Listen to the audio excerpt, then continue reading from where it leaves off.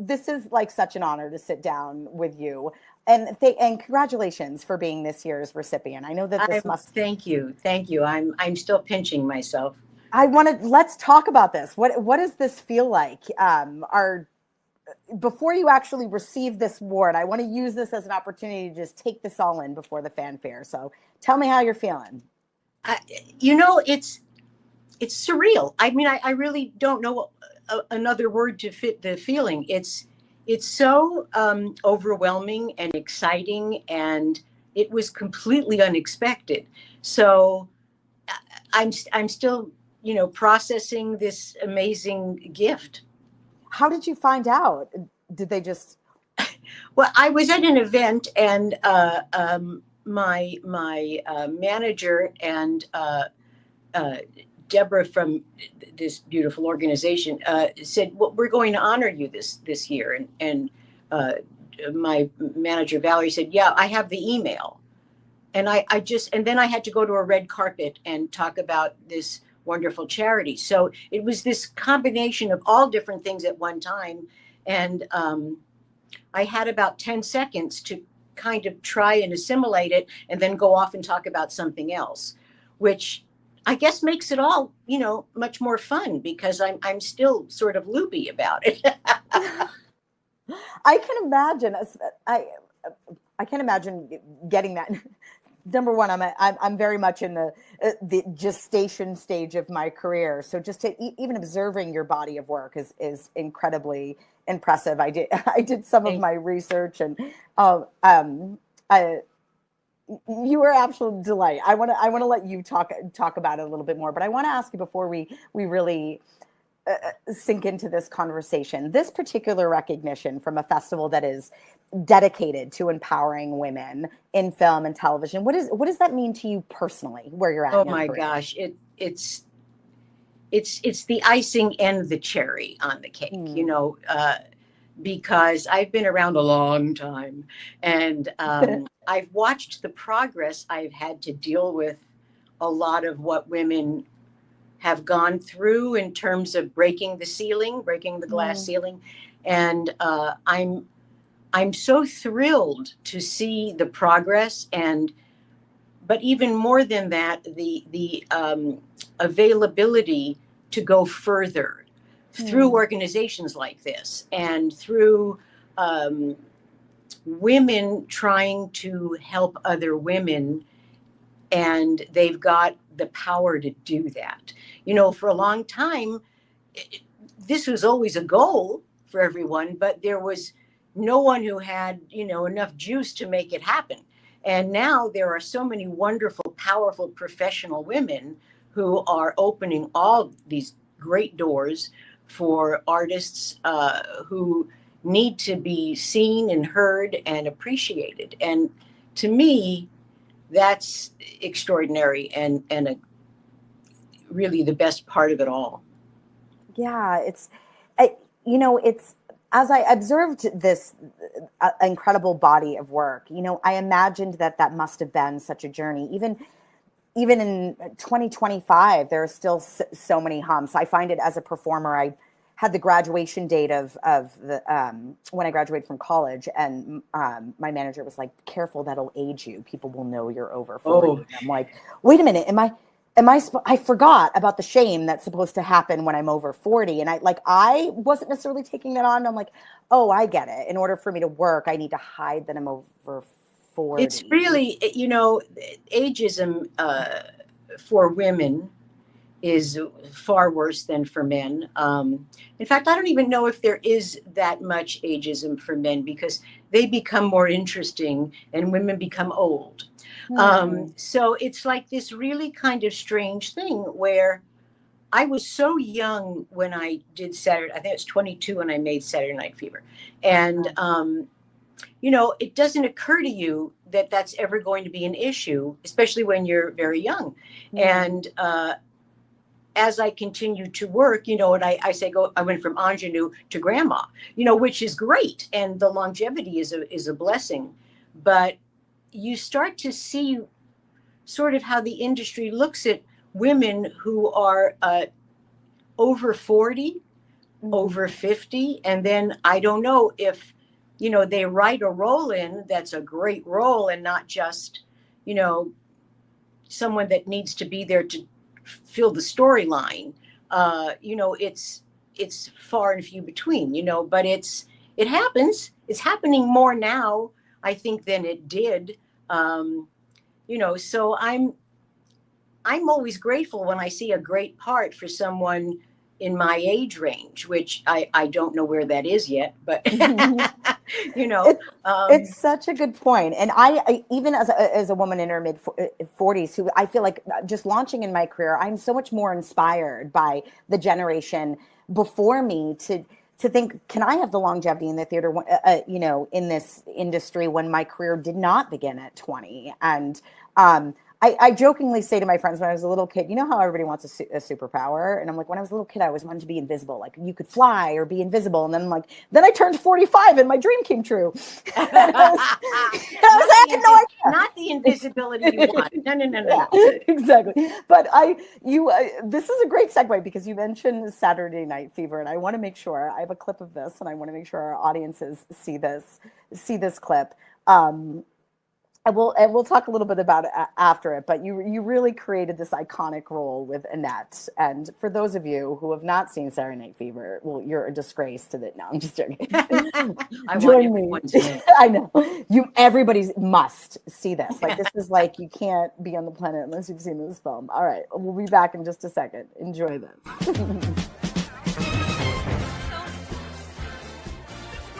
Yeah. You're not my dream girl or nothing like that. You want a dream girl? Well, then go to sleep and have a nightmare. Hello again, this is Beautiful Monster, your delicious DJ. Remind you about the universal say all sweet things, get in line, just try.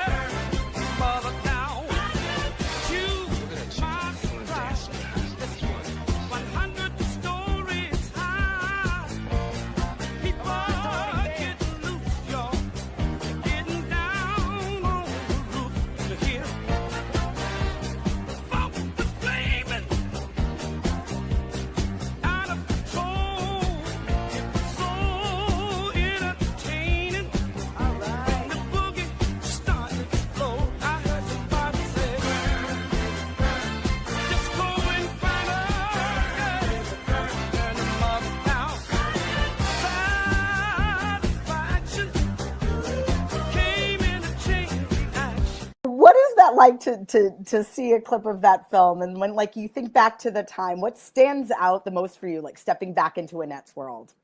There's so much distance, I guess. I'm never great about seeing myself on film until years later. I have trouble watching something that I just did. So now I look at that objectively a little bit more, and it's just so much fun for me to see. Especially the dance. I don't think I could even walk in those shoes anymore. But it is in many ways the statement of the 70s. It's kind of like what Rebel Without a Cause was to the 50s. This is kind of that to the 70s in a sense that it really marks a very definite time and place. Yeah. Do you think that story, the film in general, would be told differently if it were made today? Do I think the film is, I'm sorry. Do you think it would be told differently the way that your character is represented if it were made today? Yes, I do, because I think there's far too much political correctness, and I think art suffers from that a little bit. So there was a lot of raw emotion in this film, and especially for that time, you know, I don't think studios were ready for that kind of language or that kind of storyline. It was very, you know, it's a dark film. It's a dark film with music versus a musical. And it's really kind of interesting because they both stand separately in their own right. I mean, the film would be phenomenal as a movie, a drama, without the movie, without the music. And with the music, it takes on a whole other level of being kind of this genius combination of two things that would normally not be put together. And one enhances the other. So I think it was kind of lightning in a bottle because of that. That's such a great, I love that perspective of it not being a musical. I never thought of it that way. That's it's a very real storyline. Yeah, definitely. That makes so much sense to me because I've always viewed it sort of as a dramatic film too, but haven't known how to articulate it. So that's a great way to articulate it. And it also just speaks to your range too, because, and correct me if I'm wrong, I believe Angie came after this, right? That was late 70s, early 80s. Okay. Mm-hmm. But you do such a great job of like transitioning from that dramatic role to now being in the sitcom platform. I'm wondering if you'll speak a little bit on that. It's a lot of luck, and it's, you know, right place, right time. I've always loved humor, and the funny thing is, I visualized myself more in that direction. Not that I didn't love the other direction, but I didn't know if I would be perceived to be the right person to put in that. So it kind of happened in reverse, which I was so lucky because people were surprised that I could do comedy versus I thought they'd be surprised if I could do drama. So, you know, I don't know. There's no roadmap. I think I was just really fortunate to have done the film first and then Angie. And to this day, I'm so blessed that I get to do both still. Sometimes I don't get pigeonholed too much. That really is awesome. I need our audiences though too. I do have a clip of Angie, and it's one of my favorites. So okay. Let's show how Donna transitions incredibly well. You nailed the sitcom platform for sure.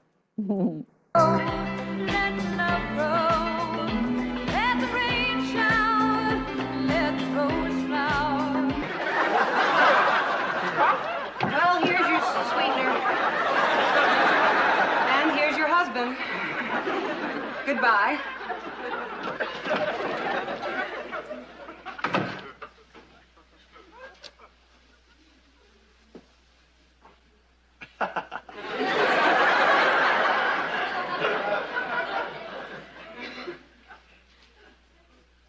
No, Angie.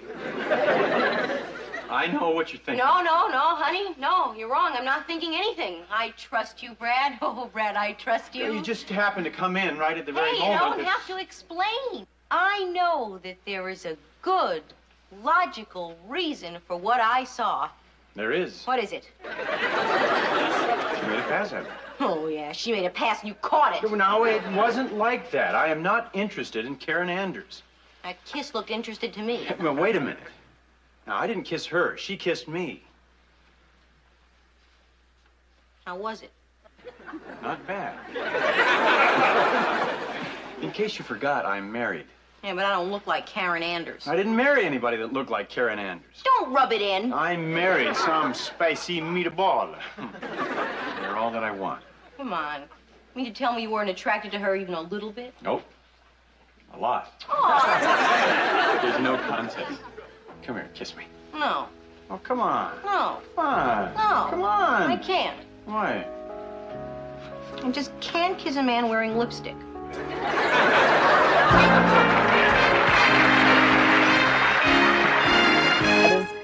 Have you seen these clips in years? Is this weird to get You know, I haven't seen so many. I looked at some recently, and it's just so much fun to see it now. And Robert Hayes, who played Brad on Angie, we're like brother and sister still to this day, and he's so funny. And I see that, and I remember rehearsals trying to keep a straight face because he's so funny. And but you know, it was just this amazing time. Gary Marshall produced it, and he had all the hit shows of the time on the air, and best writers, best directors. Wow, it was just the best time. I'm using best a lot, but it was a really great time. Yeah. You know, you spoke to this a little bit about like collaborating with other actors. I'm curious, do you still have ongoing relationships? Have you maintained professional partnerships with some of these people that you've worked for or worked with in the last 5 decades? Definitely. I mean, Bob Hayes and I are still very good friends. Doris Roberts and I, until she passed, you know, very good. It was really an amazing ensemble. It really, really was. And John Travolta and I did, well, I did his commercial, not the other way around. He did the Saturday Night Fever Capital One commercial. Oh, that's right. I wish I had grabbed that. I was the secret person in there that, you know, suddenly he walks in, and it was this really fun kind of Annette Tony moment through other characters. It's so much. As an actor, you know, if you work with people that have the same kind of mindset you do, it's so much more fun because you're developing friendships at the same time you're making a show.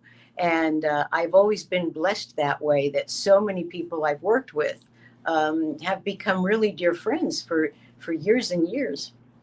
I love that. And I think that's such an inspiration to the up and coming generation too, because I think there can be such a competitive, we're taught to have a more competitive thing instead of like a co-creating collaborative spirit. And so I love to hear, you know, from amazing artists like yourself that have had this longevity and how you maintain that and that it's not just about showing up on a set and doing a job. No, and I have to say, and I know that, you know, I'll get a lot of flack for this, but you need to leave your phones and your iPads in your dressing room and have some actual contact with people you're working with and conversation with them and focus on what's happening around you. I see when I work now, and I mean, it's a great thing, all the technology. It's amazing.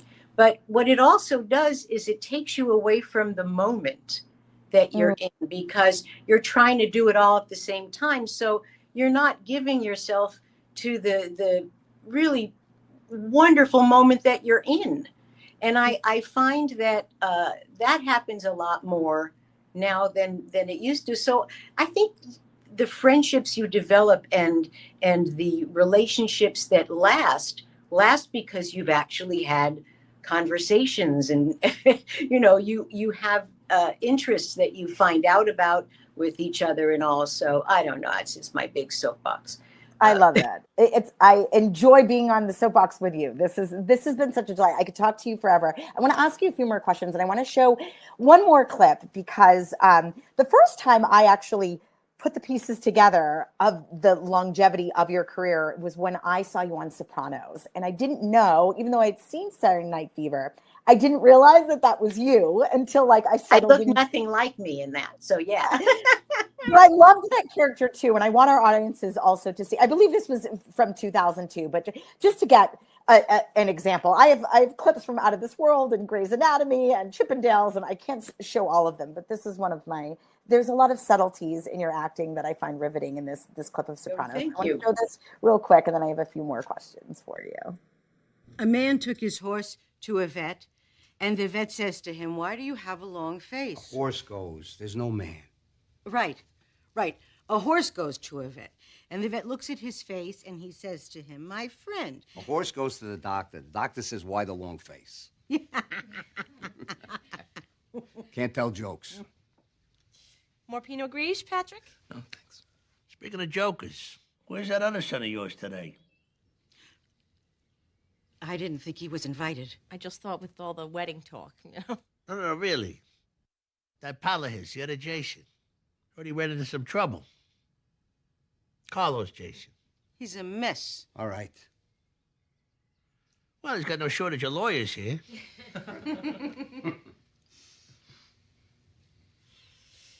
Tell him Patsy needs a refill. No, don't, huh? Sit down.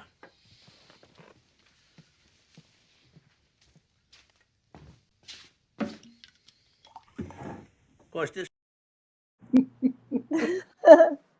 It's so good. I really want to button up this interview by you talking just a little bit about like your career is so impressive, and for the next generation, especially for young women entering film and television, what advice would you offer about building that longevity and staying authentic in the industry that's changing and as you change as well? Okay, here's another soapbox of mine. With everything changing and everything moving fast, the one thing that does not change is the work, the art, the fact that you are ready to play a character because you have training, because you have the seriousness of making this as good as possible. And that's where the joy and the fun come in. But I think it's the difference between artistry and celebrity.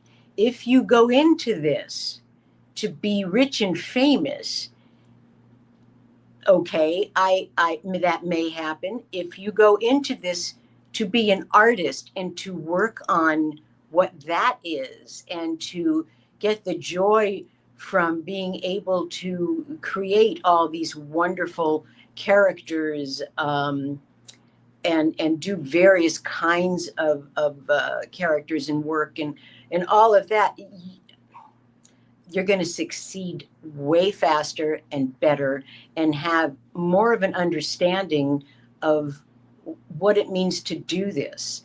I see a lot of very young performers now who really don't focus on the work, and but there's many that do, more do than don't, but and that upsets me because there's such a desire to be famous more than to be an artist. So that if you go with the art, I think you have a better shot.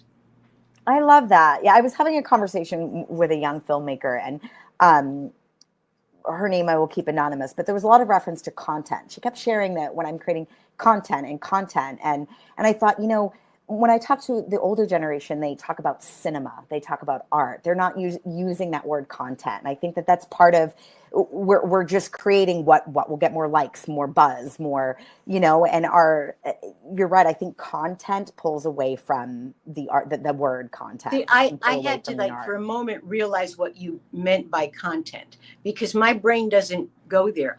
And not because it's not a correct word to use. It's because it's not so much in my vocabulary, only because I come from a different school.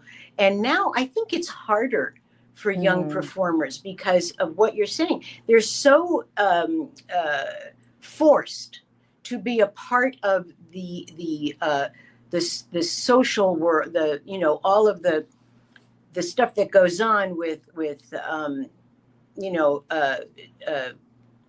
influencers and all of those things that are happening simultaneously that are kind of becoming so important and topical, and all of the social media that kind of pushes people to go there, as well as train for whatever part of the craft you want to be in.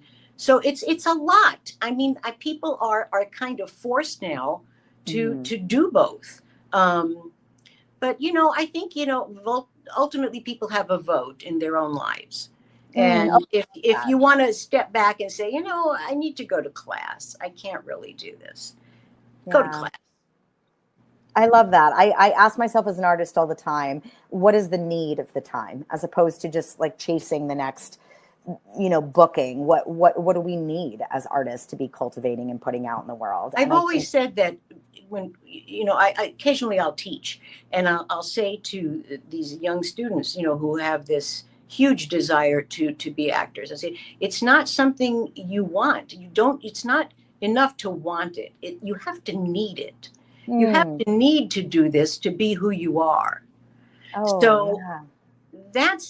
I think that's the lane to get into, and just stay really focused, because you're going to have a ton of voices coming at you. Just stay focused. That's an incredible button to end this conversation. It has been such a delight to talk to you. Congratulations again. Thank you so much. This has been great fun, and I love seeing those clips. Oh, I love it too. Your work does inspire across generations, and I can't wait to celebrate you on the 19th. Please join us in celebrating Donna Pescow at the La Femme Film Festival on October 19th. You're amazing. Continue to do amazing work. This has been We'll so work much fun. together someday. Yes. You heard that here. I have that recorded. Hear that, universe? I'll sign it. Thank you, Donna. I appreciate My pleasure. it.